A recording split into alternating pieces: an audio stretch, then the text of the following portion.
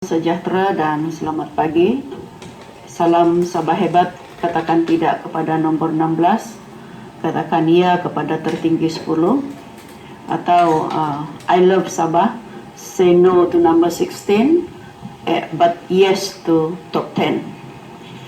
Tuan-tuan dan puan-puan yang saya hormati, yang berbahagia, Encik Mudin Beting, Timbalan Pengarah Sektor Pembelajaran Murid, Jabatan Pendidikan Negeri Sabah, semua KPPK, semua pegawai-pegawai di Sektor Pembangunan Murid, Jabatan Pendidikan, saya ucapkan tahniah atas kejayaan untuk menganjurkan program pada hari pagi ini. Saya pikir ini program yang pertama dan secara online kita adakan untuk semua. Tujuan sasarannya adalah guru-guru bimbingan dan kaunseling di seluruh negeri Sabah. Jadi saya ucapkan setinggi-tinggi tahniah kepada sektor ini,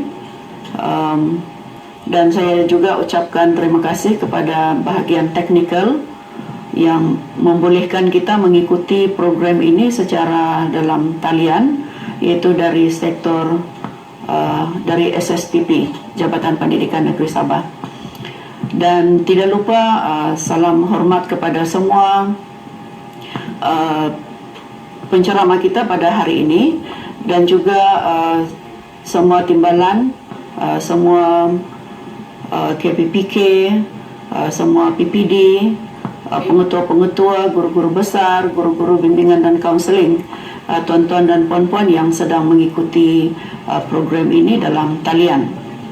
Bagi pihak Jabatan Pendidikan Negeri Sabah, saya ingin mengucapkan ribuan terima kasih dan setinggi-tinggi penghargaan kepada kedua-dua panel undangan bicara cendekia guru bimbingan dan kaunseling Negeri Sabah pagi ini, yaitu yang berbahagia Profesor Dr. Mansur bin Abu Talib, Timbalan Presiden Persatuan Kaunseling Malaysia International atau PEKAMA, dan Encik Muhammad Bilus bin Abdullah, Penolong Pengarah Unit Kaunseling dan Kerjaya Murid Kementerian Pendidikan Malaysia. Tuan-tuan dan puan-puan yang saya hormati, kesan pandemik COVID-19 telah menembusi setiap masyarakat dari setiap sudut, dan tidak dinafikan secara langsung atau secara tidak langsung, pandemik ini telah membawa risiko kepada psikologi dan kesihatan mental rakyat, seperti kemurungan dan kegelisahan. Dan sebahagian murid kita turut terkesan oleh pandemik ini secara emosi dan psikologi. Dan kerana itu, Jabatan Pendidikan Negeri Sabah memastikan setiap guru bimbingan dan kaunseling mengambil cakna murid-murid kita yang berada di rumah sepanjang kita menjalani PKP.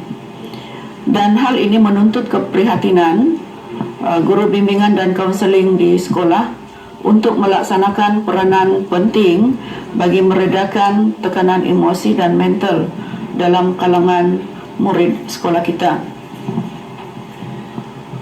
Guru bimbingan dan kaunseling di sekolah perlu sentiasa meningkatkan pengetahuan dan kemahiran dalam pelbagai bidang. Memiliki segulung ijazah bukan bermakna guru bimbingan dan kaunseling sudah mengetahui segalanya. Cabaran menghadapi pelbagai kemungkinan dan tempoh-tempoh yang kritikal ini mendesak guru bimbingan dan kaunseling terus menambah ilmu pengetahuan, kemahiran dan sikap positif agar dapat berfungsi dengan sebaiknya.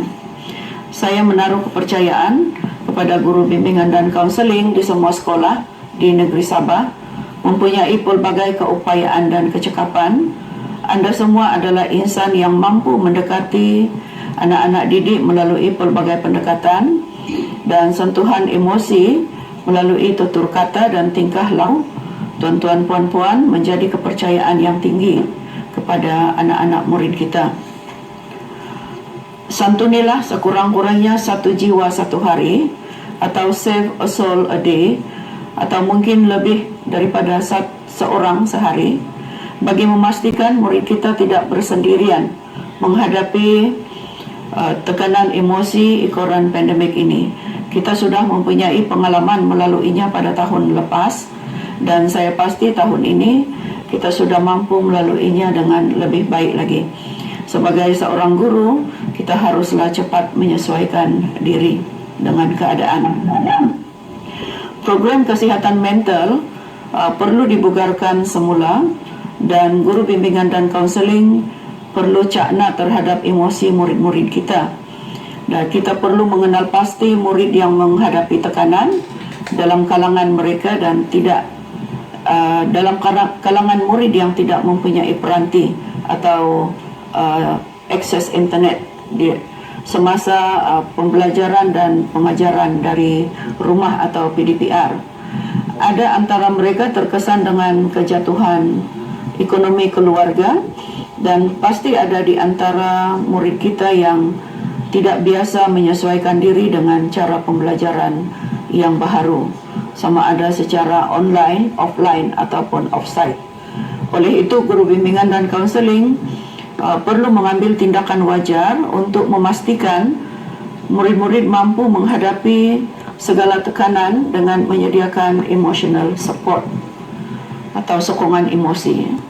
Satu kajian yang diterbitkan oleh Institut Penyelidikan Hazanah pada tahun 2020 mendapati golongan berpendapatan rendah mempunyai kadar masalah kesihatan mental dan penyakit kronik yang tinggi. Tren serupa juga didapati dalam data kesihatan mental dalam kajian ketidaksamaan sosial dan kesihatan Malaysia. Golongan berpendapatan rendah mempunyai kadar masalah kesihatan mental tertinggi dalam kalangan orang dewasa dan kanak-kanak. Hal ini menuntut guru-guru bimbingan dan kaunseling melaksanakan peranan strategik bersama pihak lain, pihak-pihak lain sama ada badan-badan kerajaan ataupun bukan kerajaan. Guru bimbingan dan kaunseling juga perlu menjayakan program amalan guru penyayang di sekolah. Kita percaya dan yakin dengan penerapan nilai kasih sayang yang ditunjukkan oleh guru akan menjadi ikutan murid. Nilai kasih sayang ini akan membawa keharmonian dalam iklim sekolah. Nilai kasih sayang juga membawa bersama nilai murni yang lain seperti hormat menghormati, toleransi, kerjasama, dan tolong-menolong. Atas kesedaran ini, Jabatan Pendidikan Negeri Sabah mengambil inisiatif mengadakan program Bicara Cendekia pagi ini dengan memanfaatkan pengalaman dan kepakaran Profesor Dr. Mansur dan Encik Muhammad Pilus dalam bidang kaunseling. Tuan-tuan dan puan-puan,